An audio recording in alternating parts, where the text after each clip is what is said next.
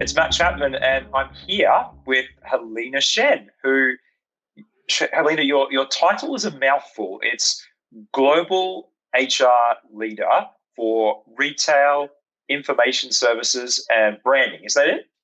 Retail branding and information solutions, yes. Okay, almost got it right. Helena and I have known each other for some years. I first heard about you actually when you were at BP, and there was this very talented Chinese lady rising the global ranks. But then we got to know each other when you were at Shell, I think, in London. Mm-hmm. Yes, that was correct. Yeah. Tell us a bit about your career before we get started, because you've had such an interesting career and a real global career as well. So yes, I would say my first 10 years of my career was in China. A lot of growth and then joint ventures and then open up to the world and developing talents and capability was the critical agenda. I was very fortunately to be able to work with BP to a more global roles when I became a global head of HR for global marine business and chemical business, which allowed me to really appreciate the diversity of the global business and listen very generously and learn so many different things and so many differences. But also learned how you think in the corporate center and how long does it take to translate to the real life, which I'm more comfortable to. So then, and the time with after BP with Shell, I worked in London, in Netherlands, and then I had the opportunity to move back to Asia, where I think I want to contribute by combining my the first 10 years and then the second 10 years together to be able to blend them together and then take a greater leadership role.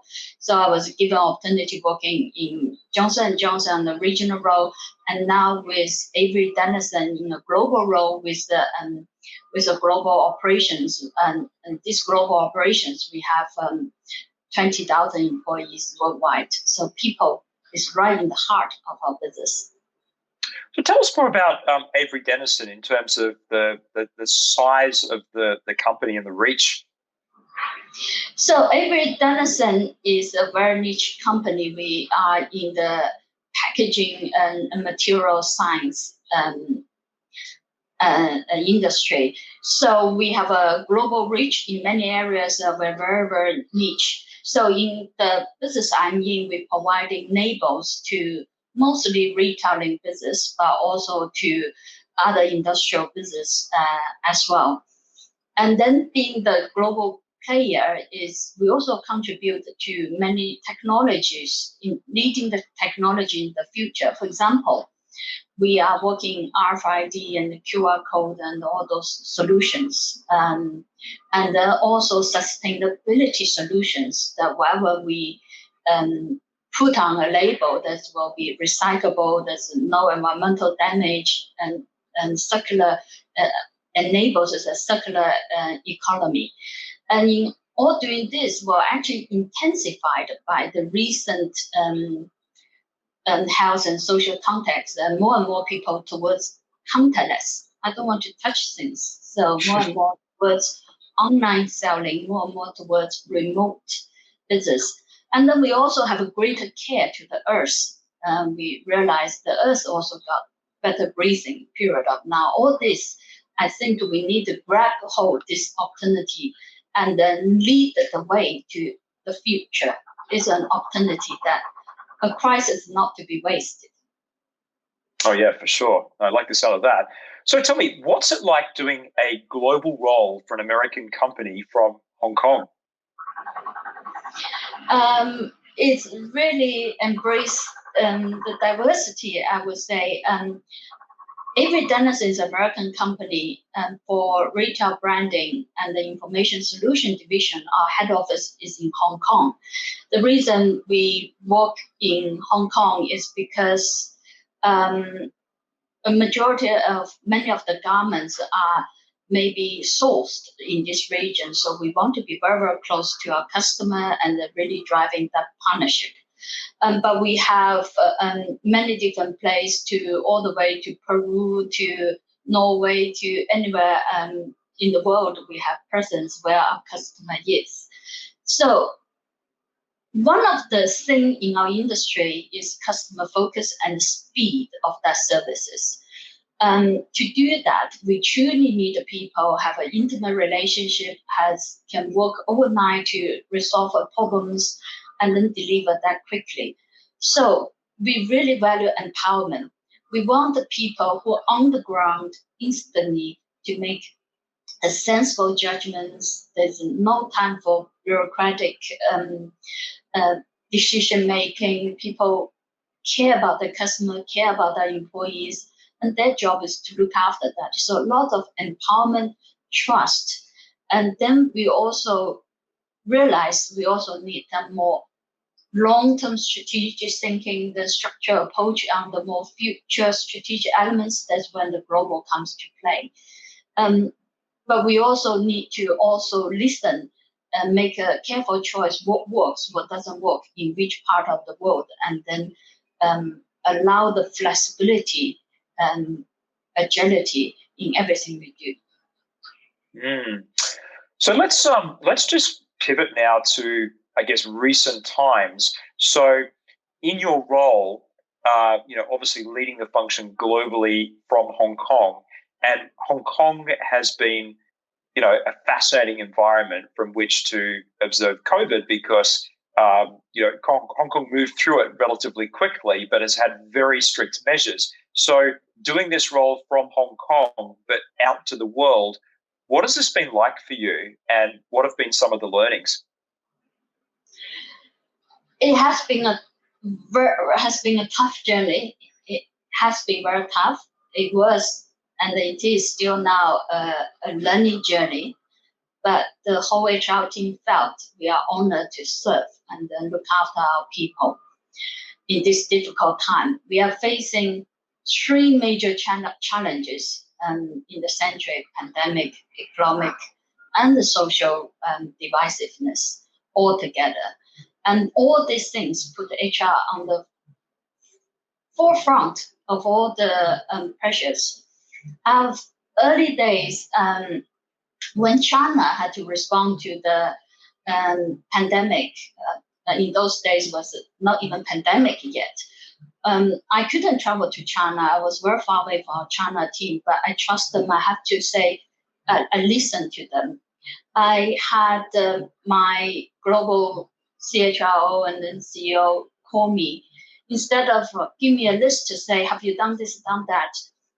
The question they asked me is, what can we do to help you? I was very touched. And they trust us and they want to enable us. And then my job was to take all the learning from China, begin to push out to do the business continuity plan everywhere in the world. But in the early stage, people don't think it's a pandemic. So I have to really define the reality and provide lots of education to encourage people to more proactively develop BCP. And then because we are such a humble and caring organization, people want to look after people. So we move on, I would say, ahead of time. That's, I would say, the power of a global organization acting quickly towards that. And after the pandemic happened, I had a lot of email. People ask me, do we do this? Do we do that? We need a decision. Tell us. Some of things I know what to do. Sometimes things I don't know what to do. So it was uncomfortable. So their decisions is a balance is short and the long term. So we went out to organize many listen and learn sessions, ask each country what are you feeling, what do you want to do, how can we help you, and then I also had my HR team and our division head together was the HR team. You have to make judgment, you move forward, but don't be afraid to make mistakes. No one's going to be perfect, and nobody's going to hold you being right or wrong. So the many decision we have to make, I have sleepless nights. And then while a conversation I had with our CEO, he said, no matter what decision you make, never make people doubt your intent of the decisions. So I was like a light bulb went off my head. I felt, okay, it's going to be a tough decision because we have a reality to confront. Therefore, but we also need to give people hope. So that was very helpful, a movement that matters to me. Moving forward, we have more like a responsive actions in the March and the April, but from May onwards, we really need to lift the people's spirits up from drowning in this reactive mood. So we start our strategy planning. We really look at what are the mega trends, what that means to transform our society. We just this week present our strat plan to the corporate. We really encourage people to look forward and then rebuild their confidence about the future, and then while mending the ship together and building the ship together for the future. We also realize it's very important we're building a resilient organization in this world, not only in this couple of years, but the world is going to be like that. So the organization need to continuously reinvent ourselves. So we launch initiatives in building resilience. We also launch initiatives to build health and well-being.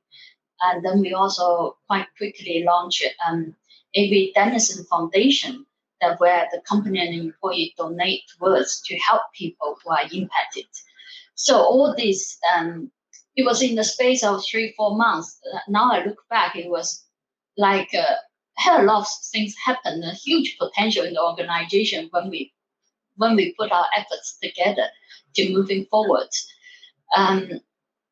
And also in this couple of months, I personally felt I learned so much about so many different things. But most importantly, I learned so much of my team members, how they make decisions, what motivates them, and all their strengths come together. And that was Helena Shen from Avery Dennison in Hong Kong. Thanks, Helena. Thank you.